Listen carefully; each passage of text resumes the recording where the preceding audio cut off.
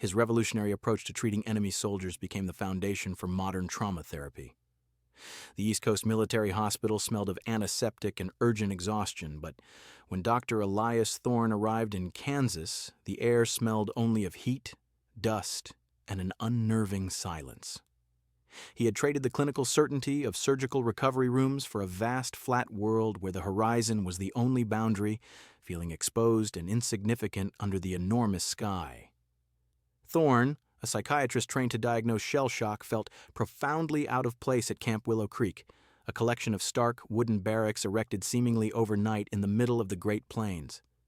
The change in environment was jarring, from the controlled chaos of the East Coast to the overwhelming quiet expanse of the Midwest. It was the summer of 1944. The United States was holding over 400,000 Axis prisoners. For Thorne, the assignment to treat these German captives, men, who, just months ago, were enemies, was a task layered with professional skepticism and personal distaste. But his mission wasn't to heal soldiers, it was to heal the enemy. And in doing so, Dr. Thorne would discover a wound so deep, it changed how we define human trauma. He understood that the political uniform was merely the surface of a far more complex psychological conflict. His colleagues called it misplaced charity. The military called it duty. Thorne, ambitious, saw his career stalling in a forgotten Kansas field. The camp was built for efficiency, not cruelty. The men, mostly young and seemingly fit, were standing unnaturally still, their eyes fixed on a point far beyond the barbed wire. Their lack of emotion was the most immediate sign of psychological distress. The commandant, Major Davies, gave a concise tour. They are ordered to work, ordered to respect the flag, and ordered to obey. Just keep them in one piece. Davies saw a prisoner who could not work as a logistical failure. The military mind reduced the complex human being to a unit of labor.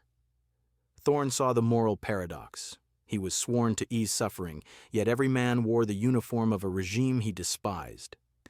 How could a doctor treat the mind when he could not separate the patient from the politics? He set up his infirmary, prepared for rage or hysteria, but found something far more difficult to treat. He rearranged his medical charts, seeking the order he had lost, but the atmosphere remained profoundly alien. His first patients arrived, marched in silently by a single American guard. Thorne saw no visible wounds, no trembling hands. Instead, he saw a uniform stillness more unsettling than any tremor. They were young men, pulled from the Afrika Korps or the Atlantic Wall, all carrying the same expression, vacant, distant, and utterly silent. He introduced himself. The only response was a rigid refusal to engage, an emotional barricade reinforced by discipline. This psychological wall was far more formidable than any fence. Thorne realized his textbooks were useless. These men were encased in psychological armor. The truest enemy was the deep, unseen wound that defied every diagnosis he knew. He had to crack this wall, but the man who stood as the greatest obstacle was a U-boat captain who looked at him with icy disdain. This captain represented the very defiance Thorne needed to overcome. Dr. Thorne's first week was defined by the unnerving sight of young men standing motionless, staring through the Kansas heat. Physically robust, they were psychologically brittle. Thorne called it the silent symptom, withdrawal rooted in chronic insomnia, deep-seated guilt, and a paralyzing fear of their own memories. It was a quiet contagion spreading through the barracks. He watched their supervised walks, noting their blank faces. Their uniformity was a shield. The moment they stepped out of rank, the symptoms appeared. A twitch, a bead of sweat on a cool brow, a flinch at a backfiring truck. The psychological damage had been refined by years of military conditioning, which insisted that any expression of fear was a failure of the will. The men were terrified of being perceived as weak. Among them, Captain Werner stood out. A former U-boat officer captured in the Battle of the Atlantic, Werner carried himself with a stiff posture and contemptuous blue eyes. When Thorne attempted to interview him, Werner delivered a curt response in perfect English. "I am a German officer. We do not have time for American weaknesses. If I suffer with honor, not pity." This was a deliberate challenge to Thorne's professional authority. Werner, the chief of the barracks, saw Thorne as an interloper trying to sow softness, confirming Reich propaganda that Americans sought to corrupt them emotionally. Thorne realized asking them to talk was impossible. Their trauma was intertwined with a moral conviction. Their survival was a burden. He called it a moral paralysis, a kind of emotional rigor mortis that prevented healing. He saw the clinical signs, persistent headaches, night terrors, but when he approached, the men snapped back into formation. The trauma demanded expression, but conditioning commanded silence. It was a battle waged entirely beneath the surface. Werner epitomized this barrier, openly mocking the doctor's work.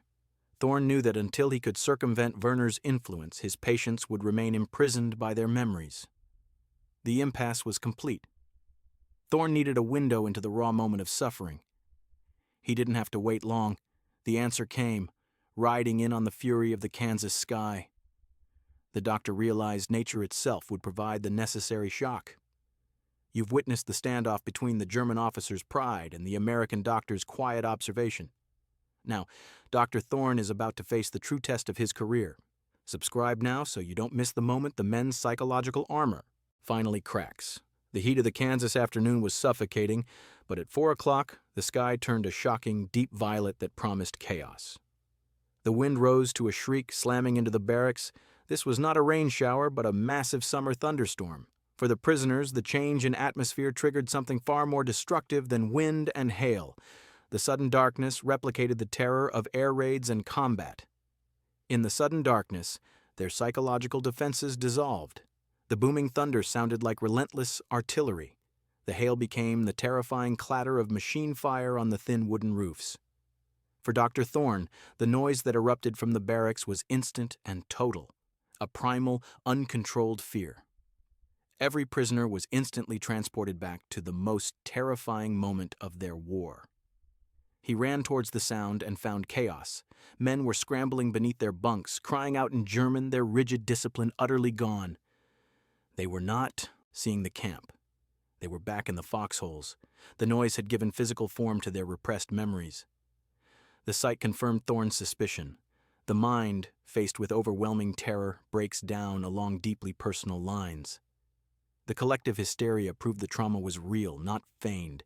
Beneath an overturned footlocker, Thorne found Private Hans Schiller, 20 years old, a non-combatant medic. Hans was convulsing, repeating a single, frantic German phrase that made no sense. Hans was gone. The storm had taken him back to a moment he could not escape. He was caught in a loop of terrifying memories. Thorne pulled Hans out and carried him back to the infirmary. He realized this catatonic state was a profound medical emergency, the mind's desperate attempt to shut down. This was not the familiar shell shock, but something deeper, closer to the soul. It was a complete psychological system failure. In the relative calm of the infirmary, Thorne didn't use clinical methods. He held Hans's wrist, offering physical presence. He knew verbal force would reinforce the wall. The focus had to shift from cure to contact. He sought connection through nonverbal reassurance. When the storm subsided, Hans slowly returned to the present, staring at Thorne with terror and shame. He immediately tried to resume a soldier's rigid posture. Thorne stopped him, speaking slowly through the interpreter. "You are safe here. You are in Kansas. It is only thunder." The doctor deliberately used simple, concrete language to ground the boy in the present reality. This raw moment was the catalyst. It stripped away the uniform, leaving only frightened young men. Thorne knew his primary patient was the profound emotional wound Hans carried. The first step was to prove the American doctor was not looking for an enemy, but a person in need of aid. The question remained, how could Thorne convince Hans to share the unspeakable words the storm had forced out? The silence of the patient was now the key to the doctor's entire theory. For 2 days, Dr. Thorne sat alone with Private Hans Schiller. Thorne's formal training was useless against the simple, unyielding barrier of fear and shame. Hans would not speak. Thorne had to circumvent the spoken word. He needed a language that bypassed military pride. He began by offering small, tangible items, a clean blanket, coffee, a pad of paper. Hans drew nothing. It was during a routine check of Hans's personal effects that Thorne found the clue: a small dented harmonica, a tarnished relic of home. The sight was a profound, humanizing moment. It proved that beneath the gray uniform, a fragile love for melody and normalcy survived.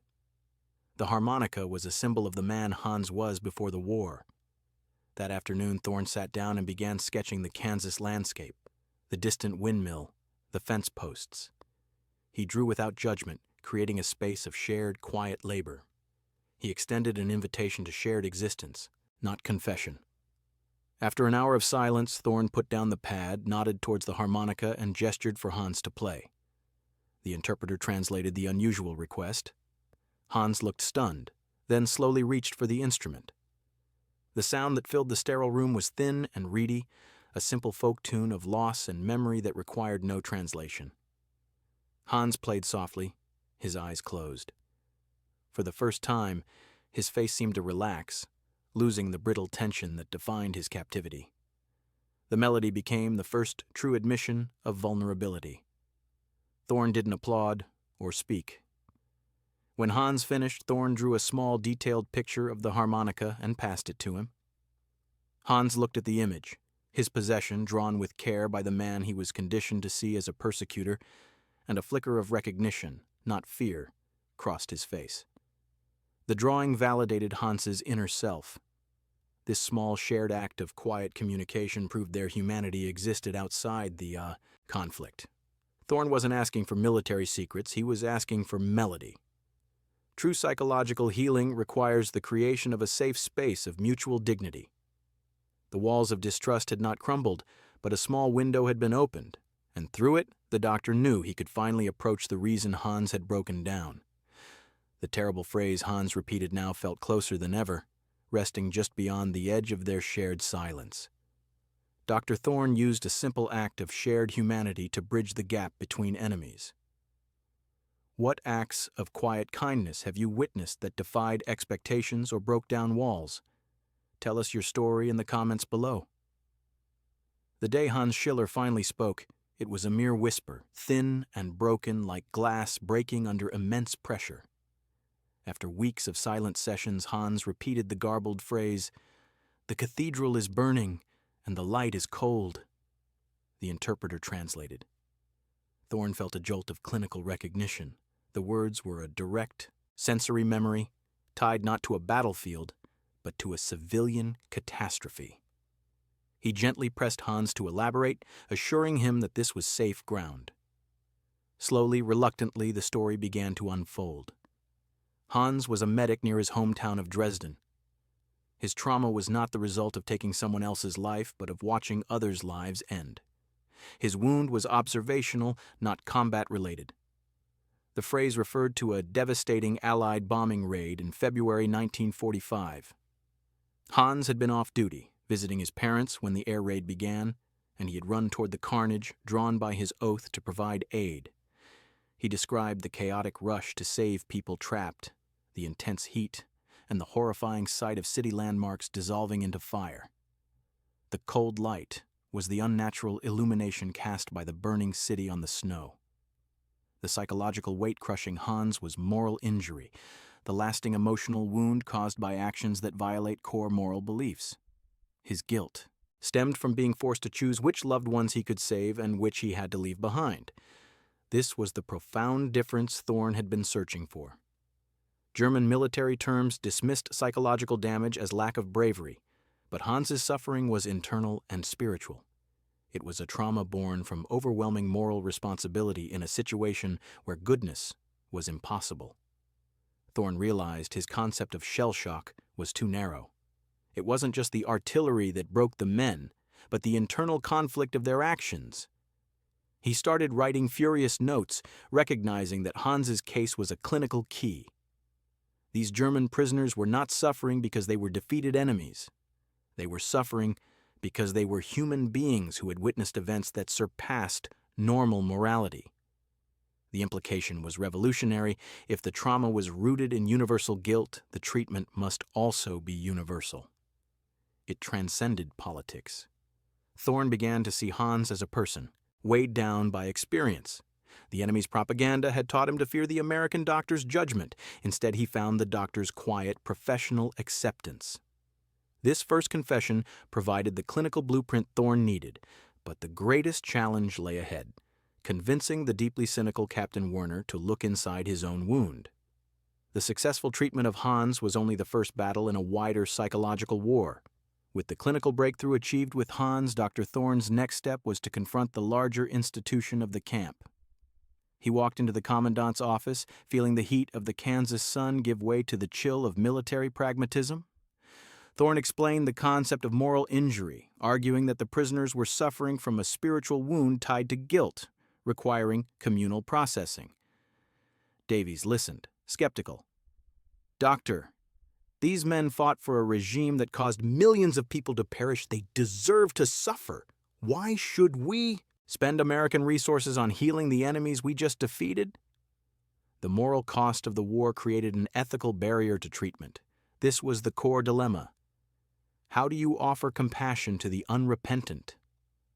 Thorne argued his methods were a form of psychological warfare. A healed prisoner who returned home with an understanding of American decency was a better long-term asset than a bitter, broken man. He requested permission to hold discussions on rebuilding, pointedly avoiding the word therapy. Davies reluctantly agreed, but insisted Thorne include Captain Werner. The commandant believed Werner's defiance would expose the endeavor as weakness. Thorne accepted the challenge. He organized the first meeting. Among the dozen nervous prisoners, Captain Werner sat stiffly, radiating disdain. Thorne began by discussing the commonalities of loss. Werner immediately interrupted. "The only thing we have lost, Doctor, is the right to strength. You offer weakness disguised as comfort." Werner became the active psychological barrier to the group's progress. Werner's resistance was fierce. He saw the discussions as a betrayal of military honor. Yet, as Thorne guided the conversation toward shared nightmares, Werner's icy control began to cost him. Thorne understood that the only way to neutralize Werner's influence was to prove the captain himself was suffering. The challenge was not to cure Werner, but to force a single crack in his perfect facade. Thorne realized the sterile setting reinforced discipline. The therapy needed to be moved outdoors, into the vast, unforgiving context of the American plains, to the world of simple, honest labor. The environment had to be changed to change the man. Dr. Thorne's efforts raised a complex moral question. Should compassion extend even to those who fought for an evil cause? Share this story with someone to start a conversation about forgiveness and the true meaning of post-war reconciliation. The sterile quiet reinforced the rigid defenses. Thorne submitted a request to move the most psychologically impaired POWs, including Hans and Werner, out of the camp and onto a local Kansas farm. The logic was purely therapeutic. The simple, repetitive task of building something would counter the destruction of war. The move aligned with the U.S. Army's need for labor, but for Thorne, it was an experiment in the therapy of manual labor. He believed honest work could restore lost dignity. The group was taken 20 miles to the farm of Ben Curtis. There were almost no armed officers, only one unarmed veteran. Ben greeted them with shovels, telling them plainly, "You move this hay, you eat. You don't move it, you don't." For Werner, used to hierarchy, the simplicity was a shock. There were no ranks. Hans found an immediate benefit in the exhaustion. The work was demanding, shoveling grain, mending fences, but the physical weariness was a welcome distraction from mental strain. They slept, soundly for the first time in months. Werner initially viewed the labor as humiliation, working with angry efficiency to avoid conversation. But the farm was unforgiving of individual pride. Heavy equipment demanded teamwork. Werner, strong as he was, could not do it alone. Slowly, the need for efficiency superseded defiance. He began coordinating with Hans. His military rank mattered less than his ability to cooperate. Ben Curtis was Thorne's unwitting co-therapist. He worked harder than the prisoners, offering only quiet, practical courtesy. When the man finished a task, he'd offer a simple, "That'll hold." This earned respect, unlike the forced respect of the military. Thorne observed Werner's shoulders finally dropping slightly. The physical reality of the work was eroding the psychological fiction of his invulnerability. The doctor realized the goal was to give them the shared experience of recreation, building a fence, feeding a cow, until their minds had something positive to focus on.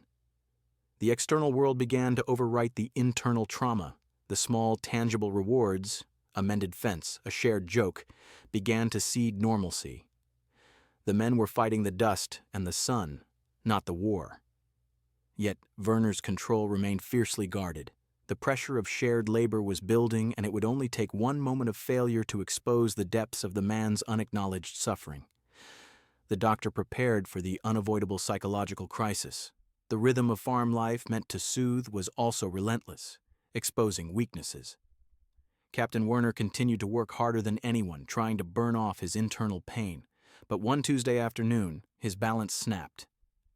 They were working on a field tractor that abruptly ceased function. Werner, frustrated by his inability to understand the complex American machinery, began aggressively wrestling with a massive flywheel. When it refused to budge, he shouted in raw, uncontrolled German, hitting the cold metal. His frustration was explosive and misplaced. Dr. Thorne, standing nearby, recognized the outburst as the transference of massive, unaddressed emotional failure. The broken machine symbolized Werner's own shattered world. Thorne moved closer. He spoke to Werner in slow, measured English. "It's not the machine that's failing, Captain," Thorne said quietly. "It's the control. You can't command a machine to obey, just as you couldn't command the Atlantic to keep your submarine safe." The precise remark targeted the very source of Werner's moral wound.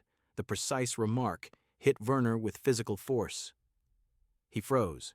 Then, to Thorne's surprise, the anger dissolved into crushing, sudden vulnerability. Werner sank to his knees, his posture collapsing, and the suppressed story rushed out. He spoke of the immense pressure of command, the 18-year-old crew member who begged to be rescued during a catastrophic depth charge attack. The unbearable moment he had to order the final doomed maneuver that sealed his entire submarine. Werner survived, but carried the ghosts of 24 young men, believing his survival was a profound personal failure. He felt he was alive, only to suffer for their loss. Thorne did not offer comfort. He let the confession breathe. When Werner fell silent, Thorne asked, "Do you believe those men wanted you to carry their loss forever, Captain?" The question shifted the burden from guilt to grief.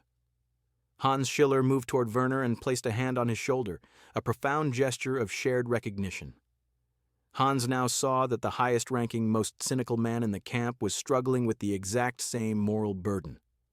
The shared act of condolence transcended rank and nationality. This moment was the second major breakthrough. Werner's tears were the erosion of the idea that a man must suffer alone to maintain honor. Thorne showed Werner that grief was not weakness, but the cost of having loved and commanded. The shift was complete. The shared experience on the farm had cracked the shell of military defiance, allowing shared sorrow to enter. The doctor was no longer treating a German officer. He was treating a grieving survivor. The men had discovered a terrifying truth. The guilt of the enemy was indistinguishable from their own. The deepest wound of war was proved to be universal. April 1945. The fields were greening, but the news was crushing. The war in Europe was concluding with the total collapse of the German regime. The news filtered through the camp radio was met not with cheers, but with a complex mix of resignation and profound exhaustion. The conflict that defined their lives was over. This quiet resignation confirmed Thorne's theories. The trauma was existential.